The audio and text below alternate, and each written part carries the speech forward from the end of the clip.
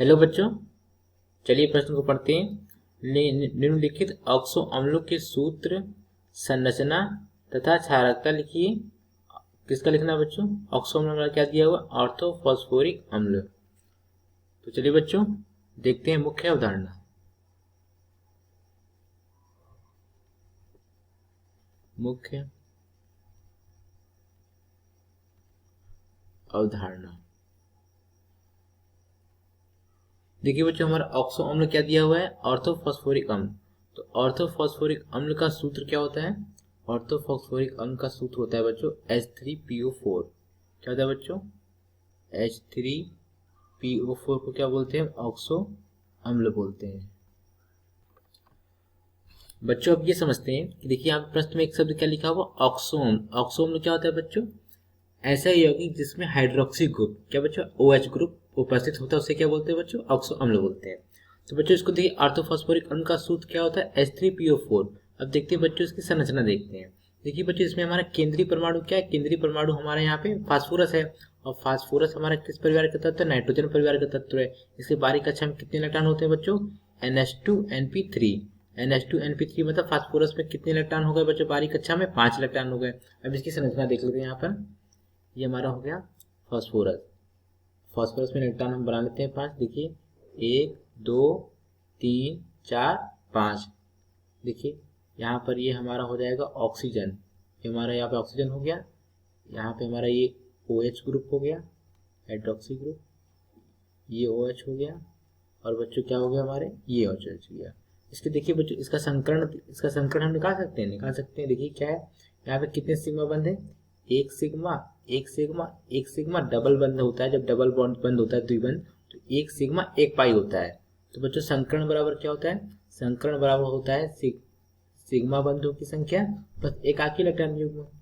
Sigma बंधों की संख्या, sigma बंधों की संख्या प्लस एकाकी इलेक्ट्रॉन युग्म, प्लस एकाकी इलेक्ट्रॉन युग्म।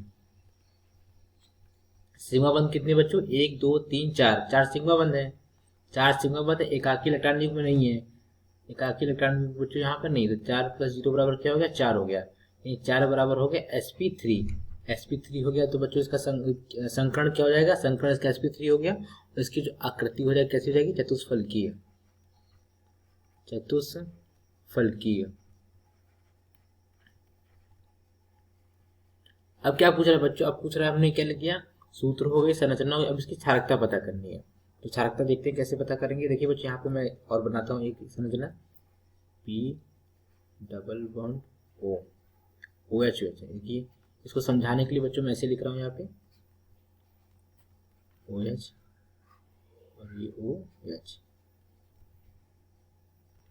देखिए बच्चों, अब यहाँ पे पूछा है कि उसकी क्षारकता कितनी है। तो क्षारकता निकालने से पहले एक छोटी सी बात यहाँ पे समझते हैं कि कोई भी अम्ल जितने H+ आयन को निकालता है, कोई भी अम्ल हम उसको जब विलयन में डालते हैं, जितने H+ आयन वो निकालेगा वो बच्चों उसकी अम्ल की क्षारकता कहलाएगी। तो अब इसकी क्षारकता कितनी समझते हैं। देखिए बच्चों यहाँ पर ये हमारा जो फास्फोरस है, इन सबका इलेक्ट्रॉनिक विन्यास पर समझ लेते हैं। देखिए इसका है 2.1, हाइड्रोजन का है 2.1 होता है, और हमारा ऑक्सीजन का कितना होता है बच्चों? ऑक्सीजन का होता है 3.5, 3.5, 3.5, 3.5, 3.5, और हाइड्रोजन का होता है बच्चों 2.1, 2.1, 2.1। अब देखिए बच्चों इनकी क्या, देखिए यहाँ पे ये इनका समझिए, इनकी OH में ऑक्सीजन और हाइड्रोजन में विद्युत ऋणात्मकता का अंतर काफी ज्यादा है। तो क्या होगा बच्चों?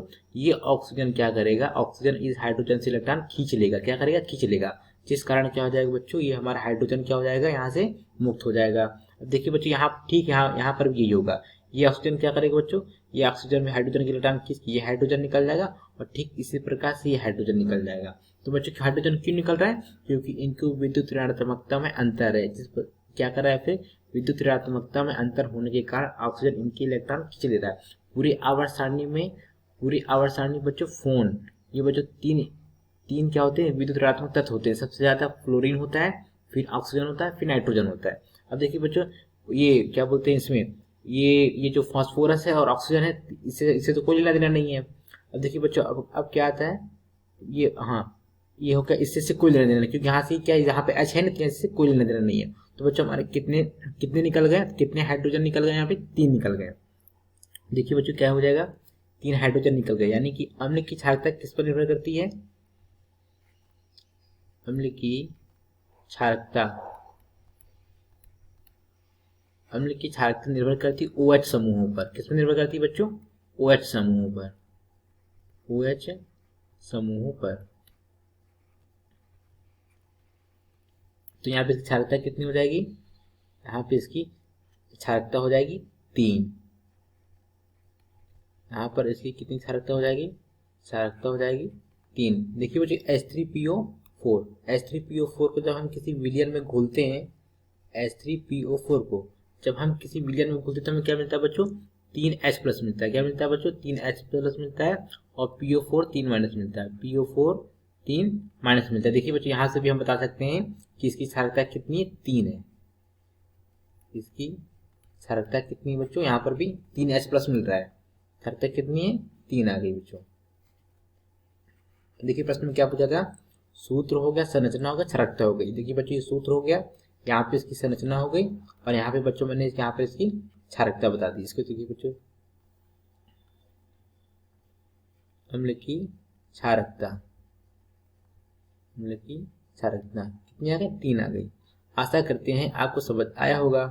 धन्यवाद।